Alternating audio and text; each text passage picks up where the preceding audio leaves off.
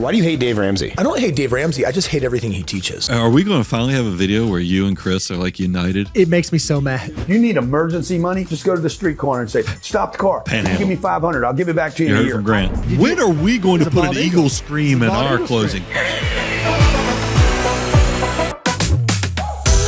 The content minions have been busy and put together some more crazy content. Brent, I am so excited about this because oftentimes the internet is unhinged, and I have a feeling today is going to be no different. Let's dive right in. Real estate doesn't make money. Making money is me going on the street corner right here and saying, stop at cars. Can somebody give me $500 right now? I need it right now. If you need emergency money, just go to the street corner and say, stop the car. Panhandle. Give me $500. I'll give it back to you in a year. I could get somebody out there to give me $500. You can't get that out of a real estate deal. But I would take the $500 and throw it in a real estate deal and go back to the street corner because I was out hustling $500. In that case, I was 30 years old hustling car dealers for money. I would get the money from the car dealer, the 1 out of 10 that said yes to me. Take the money, throw it in a real estate deal, and go hustle another car dealer. He's basically saying, go out there and hustle. You got to go make the money, and then you got to put it into passive type investments like real estate. Grant kind of gives his whole game up because that's been, like, he's one of those, he's smooth talking. He's like the Ric Flair of personal finance. You know,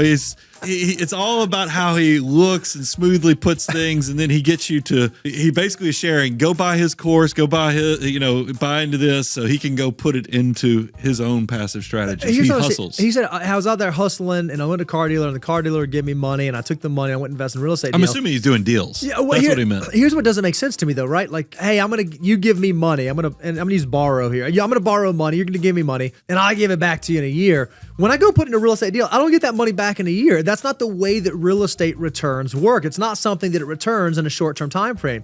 So if you're doing like short-term borrowing, but you're doing long-term investing, which real estate is, it doesn't even line up. Like, I don't even understand how he does that. I don't know that's the advice that I would take to start building my financial future. I look at it as more of a confession. Grant just let us know he's a great salesman. Take that into consideration. A bad economy is a great opportunity is what I always say. If I had to start over again right now, it would be really simple to make $1 million. Now. How many people are on this planet? 7 billion. And how many people do you need to give you $1 to be a millionaire? 1 million. That's it. Patriot Pete. I can't argue with Patriot Pete. The math checks out. Did you not hear that closing? The math. When are we going to put an eagle scream in our closing? I think I want an eagle scream in every one of our intros. Like, well, you know what, Patriot Pete, when you are ready to come on Making a Millionaire, you just let us know. That's not a real podcast. That's a skit. No, I bet Patriot Pete's a real thing. Hey, that's a skit. Here's what I think. Well done, if that's a real thing. You know what I agree with? Becoming a millionaire is surprisingly simple. It's not going and asking 1 million people to give you $1 and come with $1 million.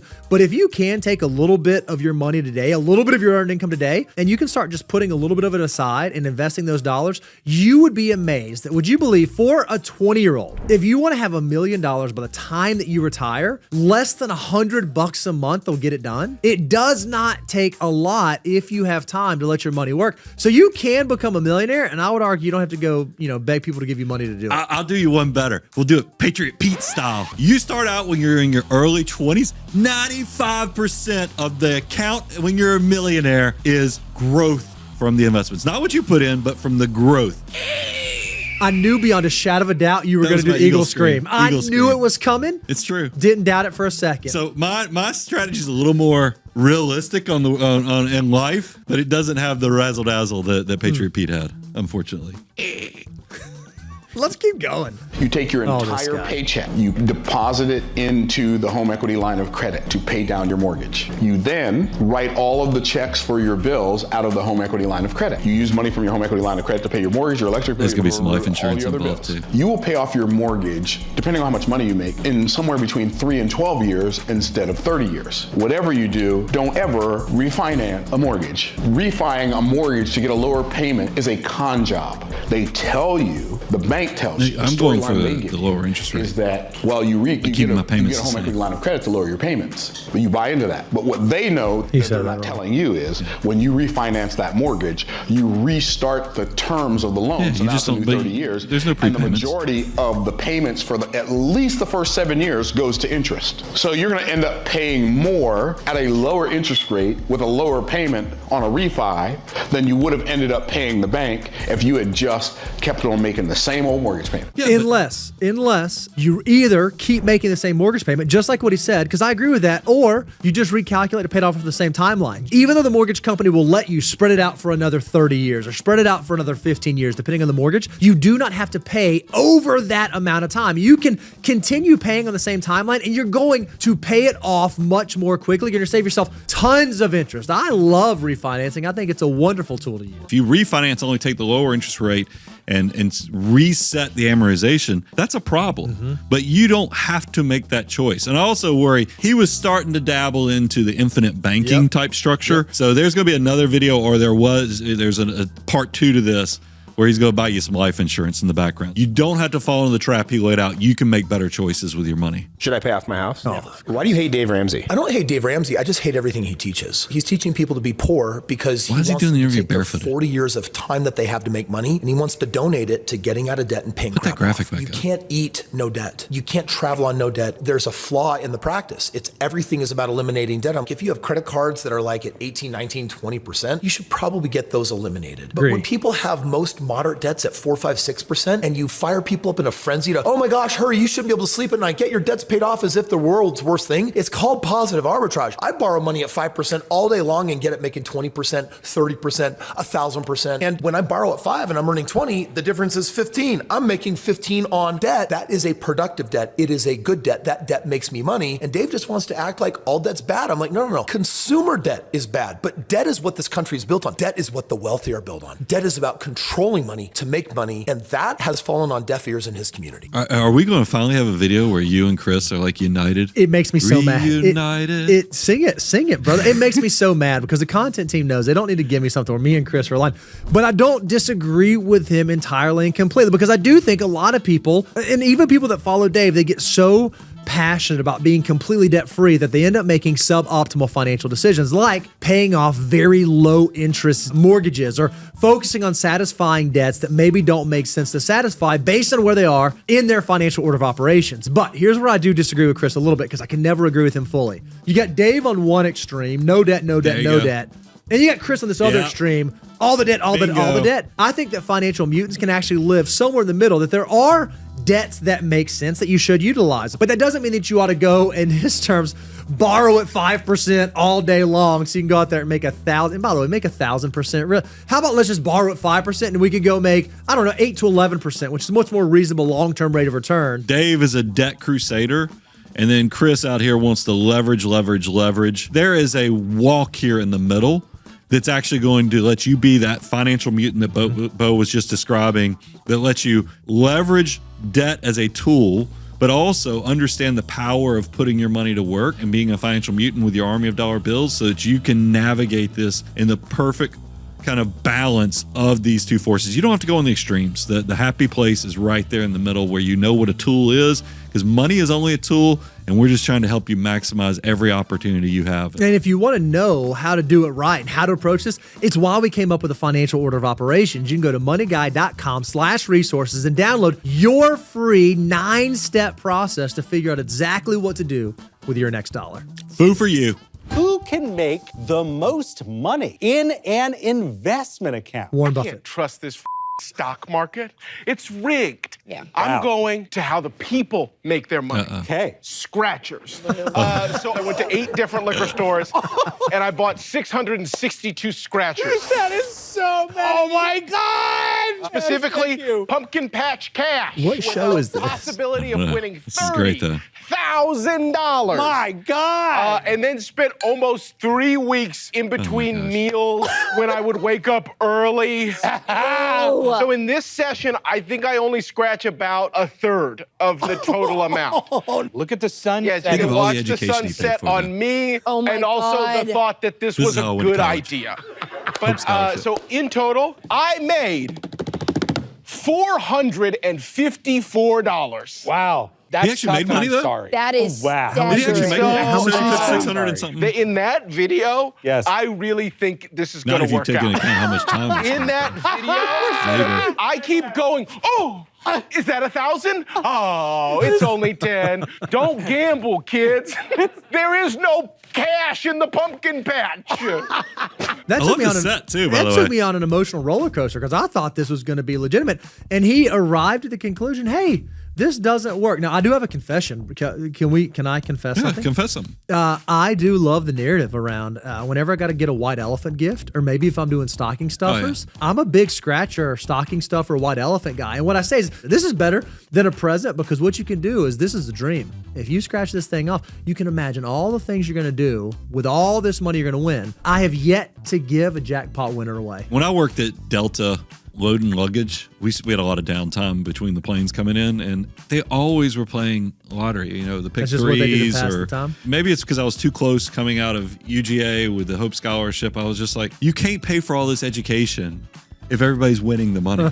Casinos, anything is speculative like that, you never go get ahead. It'd be interesting. I'd wonder how much that guy spent on all those scratchers. And if you went to moneyguide.com/resources and checked out our wealth multiplier tool, I bet his mind would have been blown away. And I bet it would have been more than $454. In 2005, 16 of these was the same value as the gold coin. Now it's 3 of these. Silver's become way underpriced relative to gold. Before 2005, gold and silver tracked pretty much at the same relative price. So does that mean we should all be buying silver or gold? I don't think you should choose between them. I think if you don't have thousands or buy them all tens of from me. thousands to invest, That's what he's thinking. silver's a great way to start. In 100 years, these will have beaten inflation. So you'll be able to buy more or at least the same with these. So this is real money, which is why I talk about it a lot. That was a true statement. They will beat inflation. That's really the only thing they do. What they're pegged against. That's exactly right. It's a fear index, right? Like, all that really happens is the price of these precious metals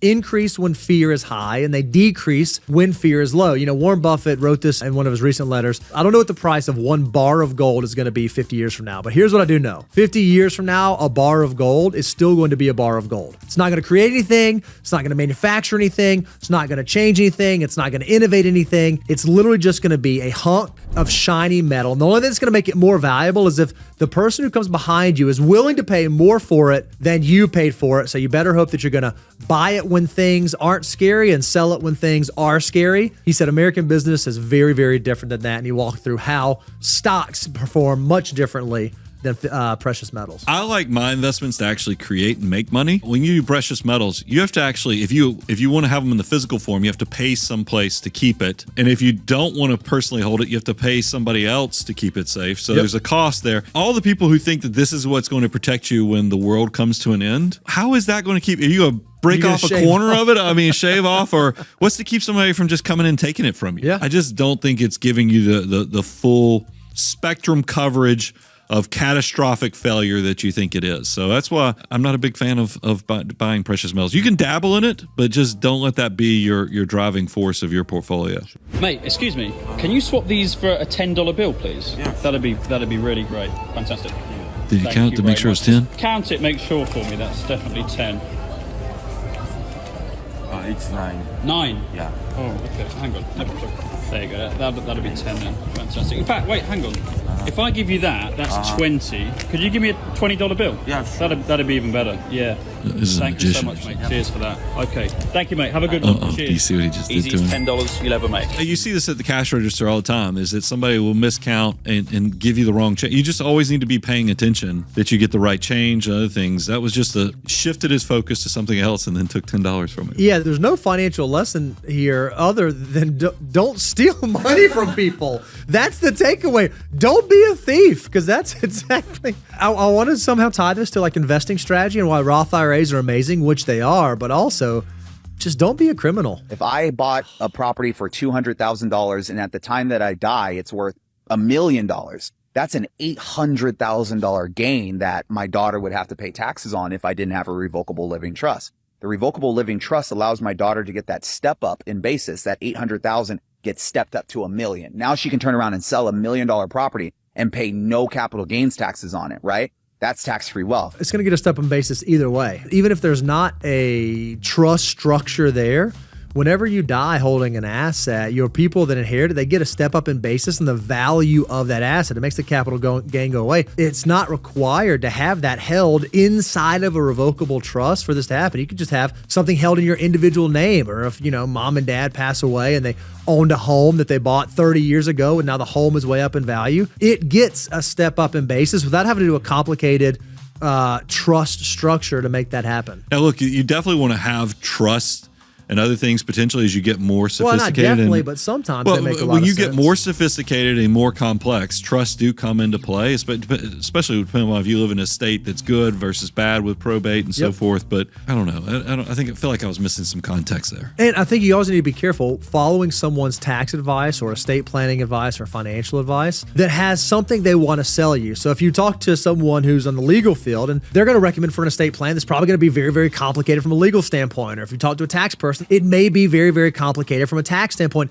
You want to make sure that the strategies you're implementing actually make sense for you. So for most people, a trust structure might not be absolutely necessary unless there's some reason to substantiate having that in place. And they need to be good for also who you leave behind. Mm-hmm. Don't leave your loved ones some complex structure that they spend years trying to unwind. How many miles are on it? 26. Only reason I haven't serviced it yet is I'm literally planning on buying a new car, bro. So you know what I'm saying? Yeah. I'm about to get flamed in the comments, let us do the service. It's all good. Bro. You said you owe 29. I owe 29. We can work with your brother here, man. We'll try. Call my brother and see. It's a cool car. You don't see it, though, bro. It's a super sick car. How much money down you got? Bro, honestly, like 5. 5? Yeah. All right. Like, dude, the thing is, like, if the numbers work with the Geely, like, I'm not gonna waste your time, bro. If this shit's nice. Go next door, park it there, and I'll see you back in the office. Sounds Okay. good. I'm not feeling too confident, to be honest with you, yet, because it's a lemon. But let's see.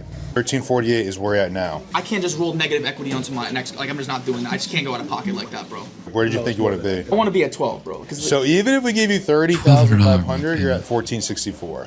Yeah. We're not that far. We're not super far. Why are they I gotta filming be in the 12s, bro. I don't think we can get there. That's pretty far. Even if I discounted my car like to 75, you're $10,000 a point. What's the max you can put down? Max would be. He said 5 There's no or way. 7. If you can get me at 1280, I'll do it. If you can only put down $7 grand, you don't need to be buying that car.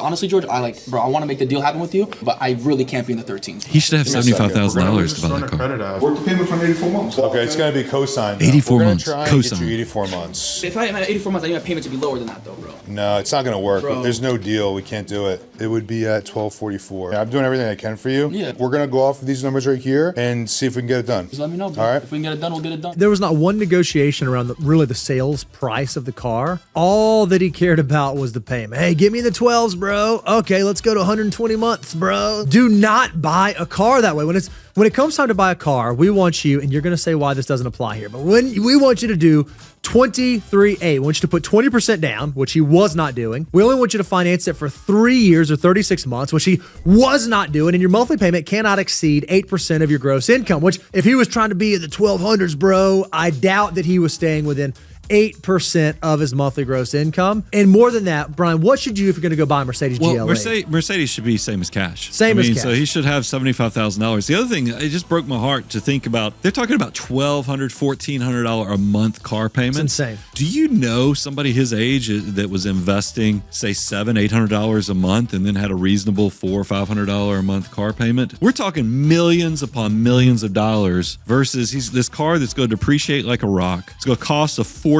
to service when he has the opportunity of being a billionaire of time that he could leverage and turn his dream into something pretty amazing. Mm-hmm. Instead, he's just going to look cool for a small period of time. He ought to go to moneyguy.com/resources and check out our car buying checklist, our car buying calculator, our car buying affordability guide. So that way he will know how much car he can afford versus how much car he should not be buying. Brian, I love that we get to do these reacts. I love that we get to see what people are putting out there on the internet. We want you to be careful. We want you to be informed. We want you to make wise financial decisions. Building towards financial independence is incredibly simple, but it's not always easy. You have to make sure you're careful of who you let in your ear so you don't fall into one of the traps these people are laying for you. That last video, being rich is so much better than looking rich. So just take that to heart. You don't have to fake it until you make it. You can we have the financial order of operations so you can live your best financial life. I'm your host, Brian Preston. Mr. Bo Hansen